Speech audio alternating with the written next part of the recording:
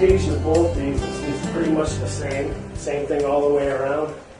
It starts with a template. We do everything digitally, out in the field. It's a point plotter hooked up, and allows us to get some details as far as wall scribing. We'll actually cut to where it meets the wall. You're not jamming your top into the drywall or anything like that. So the walls are going to move around because the studs are somewhat warped, but also allows us to do it accurately and efficiently. Our digital templating. Fabrication process starts with the bridge saw and the water jet saw. We have two means of cutting. We have two methods of cutting. One is bridge saw, and it's a bridge saw with diamond blade. It's all our straight cutting, much like a circular saw, something like that, but with a diamond blade. Any radii or sink cutout, anything with rounded corners is done with our water jet, and that's about 90,000 psi of the garnet cuts that. And those are our two methods of cutting. From that point on, the material is transferred over to our CNC, which actually puts our edge details on here. I can pass a couple of these around. There's a lot of options for edges. You have here, that's an OG edge, a label on the back, waterfall. It really depends on the decor of your kitchen and what you're looking for. We can do build-up edges, which are our stacked edges.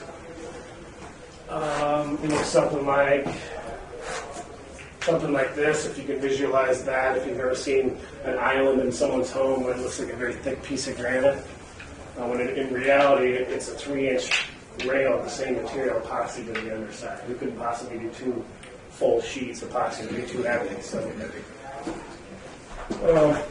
installation, you will see, unlike some of the products that Denny said earlier, that the solid surface you can conceal the seam very well. It's important to note that you will have seams in your granite and quartz top, but it's up to the fabricator to do a sufficient job in seaming those together. I'll go through that process. The way we seam is sort of a European jog seam. It doesn't go straight across. It kind of jogs in and has a small radius and goes back to the corner. It's the most inconspicuous way to do it. When we cut that on our water jet. And when we do that, there may be a little bit of chipping that happens, especially with granite. So what we do to alleviate that, make for a clean seam, is we will grind those smooth, both pieces that get seamed together, and we mechanically pull those together with Gorilla Grips. It's hooked up to an air compressor, and it makes for about as tight a seam as you can get. So it's important when you're shopping granite to make sure that process is in place. There's a lot of levels of quality out there. Not everyone takes the steps that we do to get the job done right. So that's one thing Gordon has to offer here is a quality supplier through us, and we've got a very knowledgeable staff here for that stuff. So something like this, where the sink is all one piece along with your countertop or something, or you mold it. We can do it. It's something sort of new. I mean, it's constantly progressing. The countertop industry has become more competitive, and people are always, like they brought up earlier, they started doing an undermount sink for laminate.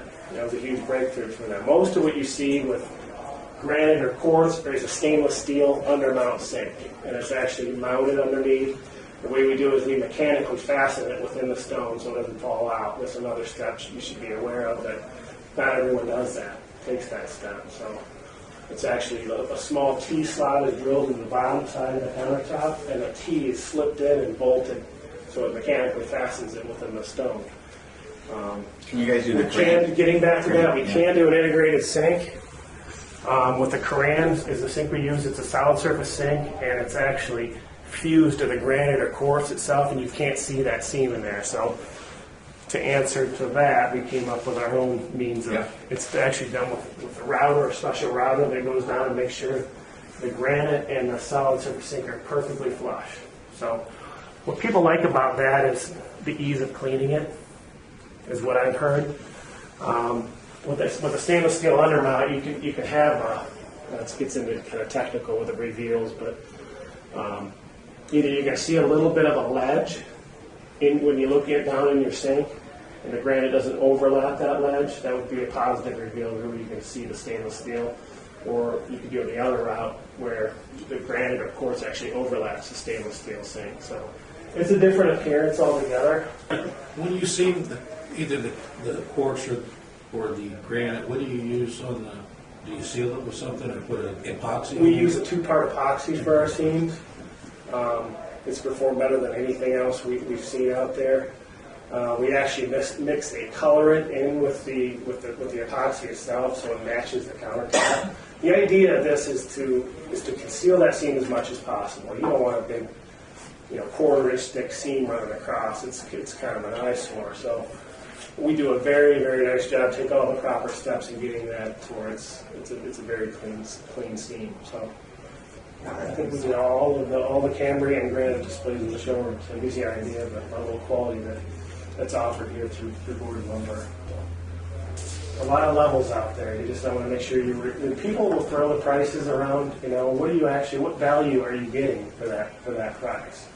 I mean, do you want a kitchen that's subpar? The installation is not done well. I mean, it's something to consider before you make your decision. So everything's done the way it should be done here. The installation is almost as important as the product itself. It's people think, I can get granite for so much money, but it's not just the material itself, it's the whole process. Are you templating accurately? Are you fabricating the way it should be done? Do you feel safe with the installers that come into your house? Yeah, everything is to take into account. Our guys are all uniformed. They're very good. We have two very good installation crews. They've been at it for a long time. So that's all I have. If there's no questions. What about the glass? What about the glass? Oh, you guys got time. One thing we offer, and this is somewhat new to us, is if you've got a raised bar, like an eating area, if you can visualize that, if it's done in quartz or granite or any of the other surfaces, you get a riser piece that rises up and it kind of blocks the view if you're inside the kitchen. So a nice option is we do glass countertops for raised bars and things. And the way these are mounted is with stainless steel cylindrical standoff brackets. So it kind of opens up the whole kitchen. It's kind of a contemporary look, but they could do any Sherwin-Williams color. It's 3/4 of an inch thick.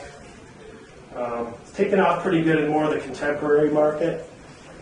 They can do any Sherwin-Williams color, any patterns like this. You can undermount them. You can put a sink underneath there with these opaque colors because you can't see through them. Some of the transparent colors, obviously you don't want to see the sink or the cabinet carcass underneath it. But What's the price point on that? Is similar to granite? keep in mind it's an accent piece to the kitchen. It's 10 square feet, usually 8 square feet, I think is the minimum order, but it ranges in about 100 to 150 bucks a square foot or something like that. It depends on if you go. I'll show you one of these too. Did you see the one on this old house? This is have the Starfire. one, yeah, Do they have one on there? It glowed at night. They probably have some kind of lighting or something. Or, yeah, that's a nice thing. A lot of people choose to do undercounter lighting and stuff.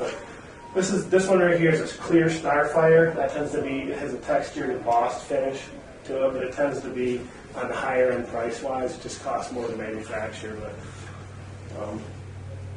that's what that is. And thanks for bringing that up. Thanks for reminding me.